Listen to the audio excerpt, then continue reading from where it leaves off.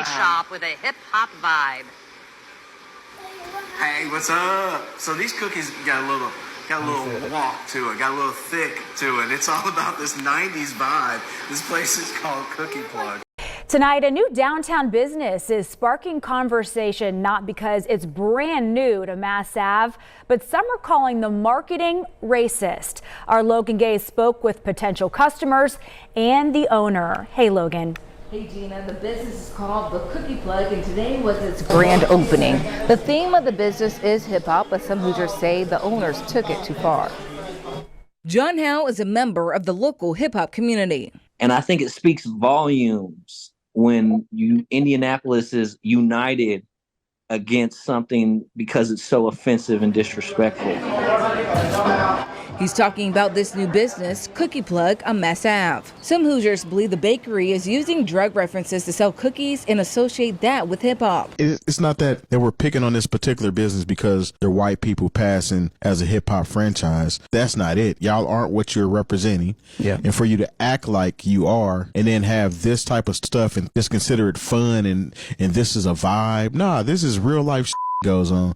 What's going on, everybody? All right, so this is not my normal content, but I gotta bring attention to this. So you see this place behind me right here? This is called the Cookie Plug. Apparently they got 30 plus locations worldwide, and they just opened up one here in Indy. It's a bakery that sells cookies, but you know how they sell these cookies? Their whole gimmick is to appropriate what they deem as black culture, while dressing up drug culture as fun in order to make a profit. Oh, what, you don't believe me? So here we have what they call the Purple Haze cookie. And we can't forget about this Pixie Junkie cookie. Oh yeah, and while you at it, don't forget to get you some of that purple drink. All right, guys, so we got to talk about a fascinating story that has the woke activists upset. And this story is about a hip-hop cookie shop by the name of Cookie Plug. And the woke revolutionaries are upset with this cookie chain that actually is growing exponentially across the country because of their marketing. Okay, they're saying that this cookie shop markets themselves in a way that is racist. Now, the reason why they're claiming that is racist is that they're saying that the cookie shop, because they market themselves using hip-hop themes and hip-hop culture, they are appropriating black culture and trying to associate black culture with drug culture, right? That is essentially the argument from the woke revolutionaries who are upset because this cookie shop, again, is marketing itself in a way that they claim is racist. Now, me personally, I think what they're actually really upset about is the fact that the owners of one of these shops, the co-owners of one of these shops, happens to be white, right? Or white looking, white passing, not black. So they're upset, right? Because they are marketing themselves in a way that, again, is using hip hop culture as a way to sell a product. And there happens to be references to drugs, but is all like kind of a parody almost, because, you know, you sell cookies, you're selling like sugar basically, and sugar has been compared to a drug in regards to its effects. In fact, I mean, in studies, rats have preferred sugar to cocaine. Okay, so again, when you talk about like the comparison between sugar and drugs, that happens all the time. So I think that is really a play off of that.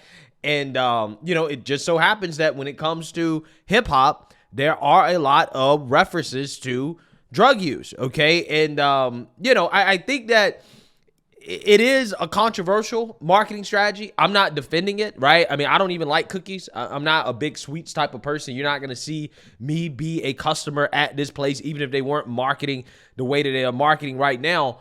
But I think that the whole racism accusations are a little bit overblown, right? And I think that the racism accusations really are coming because people don't like the fact that you have white people taking advantage of this marketing strategy to make money. I'm pretty sure that's what's going on here. So without further ado, let's get into it. Welcome back. A newly opened hip-hop cookie shop is creating a buzz, but not in a good way. ITV's Kat Sandoval takes us into this cookie shop and takes a deep dive and tells us why the business is in hot water. Cookie Plug's opening week was anything but sweet, with some Hoosiers calling their marketing strategy racist or misappropriating black culture. Those comments are hurtful, so I'm not even watching it. Doreen Waters and her husband Michael opened up a cookie shop on Mass Avenue. It's a California franchise called Cookie Plug.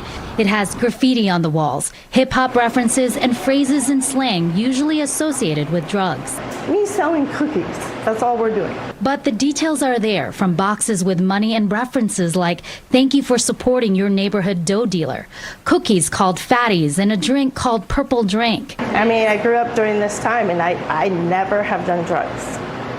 Purple Drink is just that, it's a purple drink.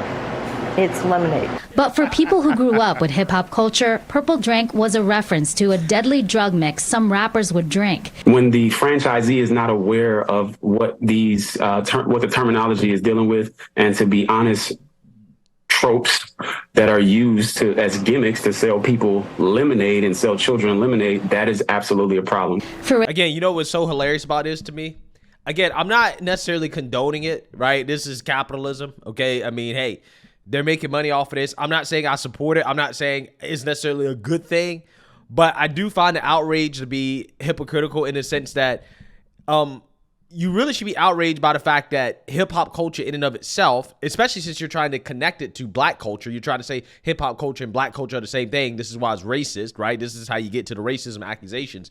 You really should be upset that drugs are even associated with hip-hop culture, right? Because this would not be possible unless there was a lot of references to drug use and drug paraphernalia in hip-hop culture. So you have nobody else really to blame except the people that are part of hip-hop culture that have contributed to the stereotypes in regards to hip-hop culture and drug use. Because again, without those people pushing that, then again, this wouldn't be possible. This wouldn't be a thing, okay? This has to come from somewhere, and it comes from the fact that you have a significant amount of people that are part of the hip-hop industry, that are part of hip-hop culture, rappers, that are pushing this type of stuff, even if they don't actually live that lifestyle. Like, for example, Future. I'm not sure if you guys are familiar with the rapper Future. If you're not, then good for you, right? No need to listen to his music, because if you listen to his music, these terms, these phrases, this type of drug culture is pushed all the time, right? Drug usage is pushed in his music, okay?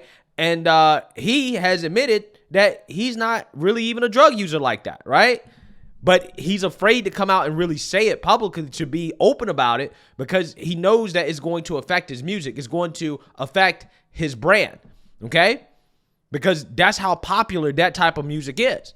So again, it's, you know, people are upset with the stereotype, but the stereotype comes from somewhere. The stereotype has some truth behind it. And if you're upset, again, with the stereotype being used in order to, I don't know, sell cookies, maybe, just maybe, you need to be upset with the people who are responsible for perpetuating that stereotype, like rappers, right? The people that are responsible for making hip-hop culture and drug culture a synonymous thing. But again, you don't see that much backlash, right? If there was backlash against any rapper that rapped about drug usage, then you wouldn't have rappers rapping about it at all, okay? You wouldn't have it in the music. And people just refused to listen to it. People said, no, we're going to boycott you if you push drug usage on children and in your music, which again is influential when it comes to kids, then there wouldn't be a problem. But let a white woman open up a cookie shop and use some terms, right, that just so happen to be found in hip hop culture. Oh, this is wrong, right? You're promoting drug usage to kids. Well, she's not actually selling drugs, unless you want to argue that sugar is a drug. And if you want to do that, that's fine. But then you need to take issue with every cookie shop in the country, every candy shop in the country as well too. Because again, you know, I think the problem here is that they don't like the fact this woman is not black and she's doing this. If this was a black person doing this, they would be praising this and they would be totally fine with it. Nobody will be boo-hoo-whining and crying racism, because again, according to them, you know, this type of stuff, this culture, right, that they're promoting is synonymous with black culture, right? This is what they're saying. A. Phillips is speaking up because hip-hop is synonymous with black people and culture. He wants the company to do better, maybe get rid of references to drugs. Why is the entire theme of the organization based off of drug references and terminology? You're painting a picture that hip hop and drugs are synonymous, which is not the truth. The franchise. I'm just saying, I don't know, man. I mean, I think there is a large part of rap music, hip hop music, that definitely talks about drug use, and to deny that, I think, is to deny a large part of what is hip hop culture, right? It is what it is. And I hate to say that, but that's just what it is, right? Again, if that wasn't the case, then this wouldn't be possible. This wouldn't be a thing.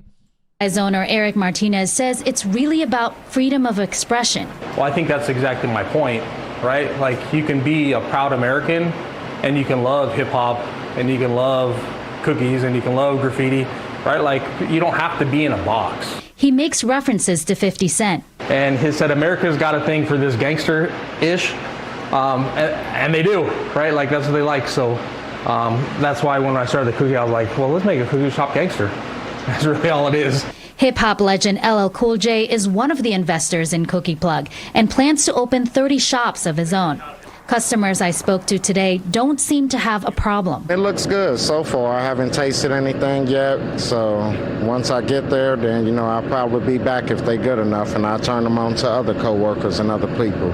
There is a steady influx of diverse customers willing to try the new cookie shop, and the owner told us that since they've opened, one customer said they were offended.